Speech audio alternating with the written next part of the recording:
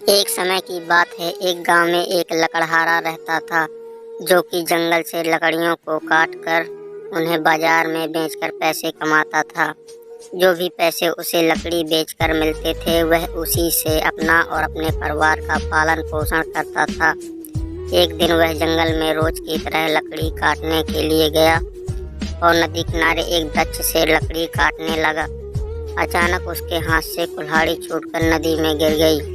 इससे लकड़हारे को बहुत दुख हुआ और वह नदी में कुल्हाड़ी ढूंढने का प्रयत्न करने लगा, लेकिन उसी नदी में अपना कुल्हाड़ी नहीं मिली। इस बात से लकड़हारा बहुत ज़्यादा दुखी था और वह नदी के किनारे बैठकर रोने लगा।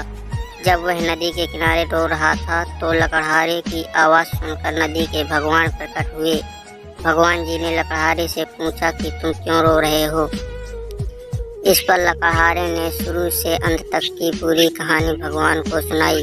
लकड़हारे की कहानी सुनकर भगवान को उस पर दया आ गई और उन्होंने लकड़हारे की मेहनत को देखते हुए उसकी मदद करने की योजना बनाई। इसके बाद भगवान जी ने नदी में गायब हो गए और एक सोने की कुल्हाड़ी लकड़हारे को देते हुए बोले, ये लो तुम्हारी कुल्हाड़ी।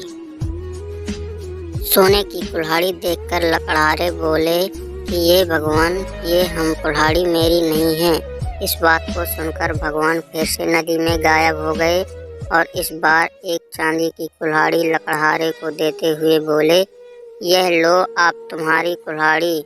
इस बार भी लकड़हारे ने यही बात कहा, यह कुल्हाड़ी भी मेरी नहीं है और मुझे सिर्फ मेरी कुल्हाड़ी चाहिए।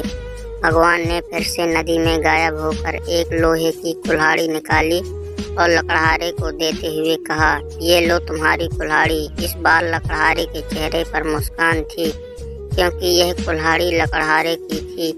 उसने कहा, ये मेरी कुल्हाड़ी है। भगवान लकड़हारे की ईमानदारी से खुश होकर उसे सोने और चांदी की दोनों कुल्हाड़ी भी उसी लकड़हारे को दे दी। इससे लकड़हारा खुशी खुशी घर चला गया।